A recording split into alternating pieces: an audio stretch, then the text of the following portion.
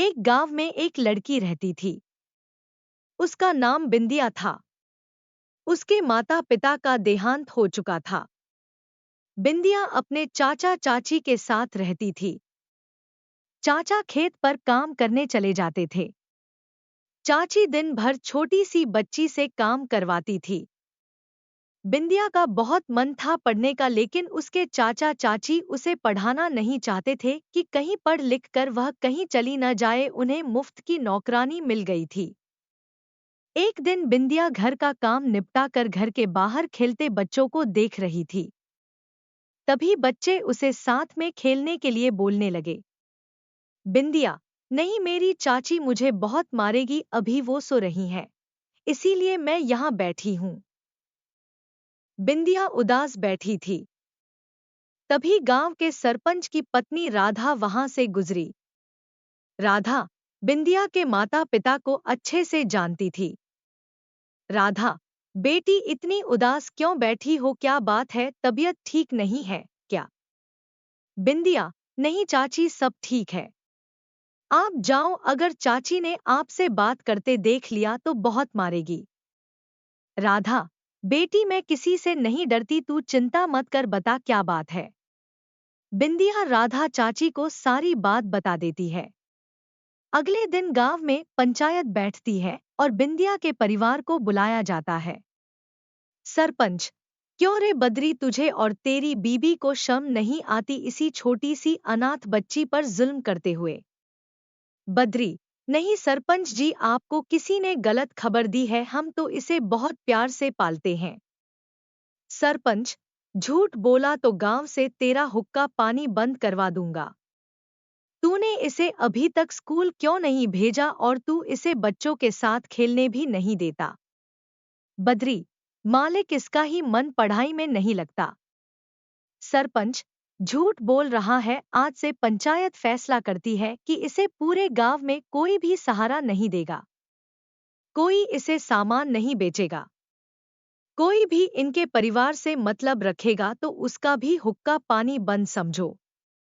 गांव वाला, वो तो ठीक है, लेकिन अब इस बच्ची का क्या होगा, ये तो और जुल्म करेगा इस पर। सरपंच, हमने फैसला किया है कि इसे मेरी पत्नी राधा पालेगी। यह हमारे घर में रहेगी और स्कूल जाएगी। पूरी पंचायत में यह सुनकर तालियां बजने लगती हैं। बद्री गिड़गिड़ा कर माफी मांगता रहता है, लेकिन पंचायत अपने फैसले पर अटल रहती है। उसी दिन राधा आकर बिंदिया को ले जाती है। बिंदिया के घर में आने से सरपंच के घर में रौनक आ जाती है। दरअसल राधा के कोई संतान नहीं थी। बिंदिया को बेटी के रूप में पाकर राधा बहुत खुश होती है। कुछ ही दिनों में बिंदिया स्कूल जाने लगती है। वह मन लगाकर पढ़ाई करने लगती है। इधर बिंदिया के चाचा चाची को गांव छोड़ना पड़ता है। वे दोनों शहर में जाकर मजदूरी करने लगते हैं। धीरे धीरे समय बीत जाता है। एक दिन बिंदिया आकर राधा के गले लग जाती है। राधा, क्या बात है, इतनी खुश क्यों है? बिंदिया, माँ, मुझे कॉलेज में दाखिला मिल गया, अब मैं इंजीनियर बन पाऊंगी। सरपंच और राधा बहुत खुश होते हैं।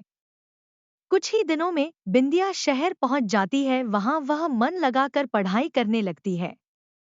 पढ़ाई पूरी होने पर उसे डिग्री मिल जाती है। कुछ ही दिनों में उसे एक कंपनी में नौकरी मिल जाती है। राधा को एक बिल्डिंग बनाने का प्रोजेक्ट मिलता है।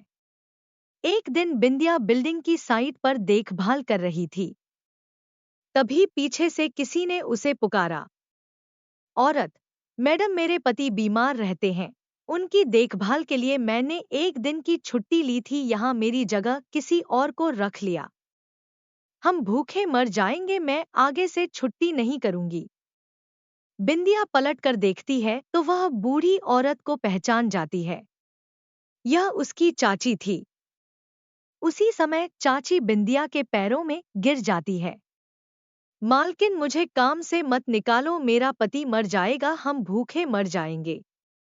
बिंदिया उन्हें उठाती है। बिंदिया, कहाँ है तुम्हारे पति, मुझे उनके पास ले चलो। चाची बिंदिया को लेकर पास ही में बने एक झोपड़े में ले जाती है। बिंदिया, क्या हुआ इन्हें? चाची, अरे उठो, देखो इंजीनियर साहिबा आई हैं, बहुत अच्छी हैं।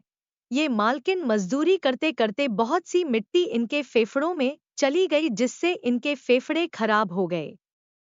चाचा, अरे ये क्यों नहीं कहती हमारे कर्मों की सजा मिल रही है। हमने एक अनाथ छोटी सी बच्ची, जो मेरे बड़े भाई की आखिरी निशानी था, उस पर बहुत जुल्म किए, उसी की सजा हमें मिल रही है।